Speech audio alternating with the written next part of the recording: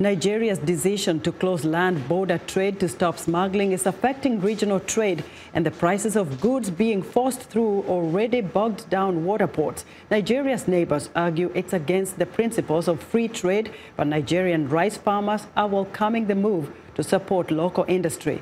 Timothy Obiezu reports from Bbuja.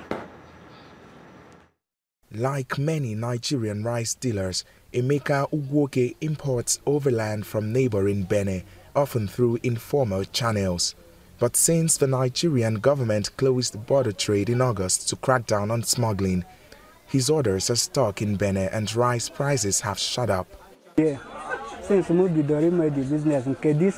Since I started this rice business, this year is the worst because the border closure has affected many of our goods. The price of a bag of rice has increased by almost 70%. Trade channels remain open through Nigeria's water ports, but they remain clogged by poor infrastructure, bureaucracy and corruption. Nigeria's neighbors complain the suspension of border trade goes against the spirit of the African Continental Free Trade Area deal Bbuja signed in July.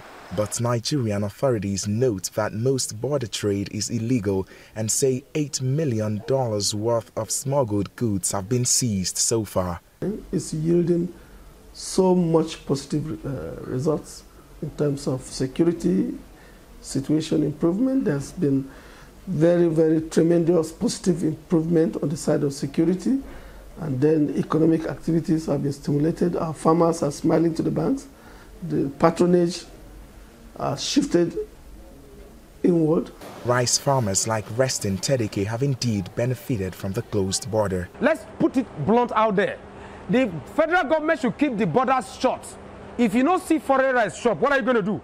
You're going to look within. While Nigerian authorities say the border will remain closed until at least January, economists warn the trade limit should not be permanent. And we need to promote trade. We need to liberalize trade. But it has to be done in such a way that they will promote employment, that will promote incipient growth and inclusive growth in our economies, but not undermine and destroy the trading relations. Rice trader Ugwoke says as long as border trade is banned, customers are also losing out on quality as standards of cheaper local rice are not as high as imports. Our customers complain that the local rice contains stones and sand particles, and honestly, I have opened some of them and confirmed it.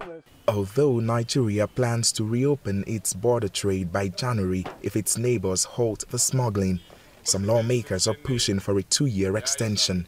If that happens, Nigeria will face growing pressure from its neighbors over free trade, as well as from Nigeria's millions of rice consumers. Timothy Obiezu for VOA News, Bbuja.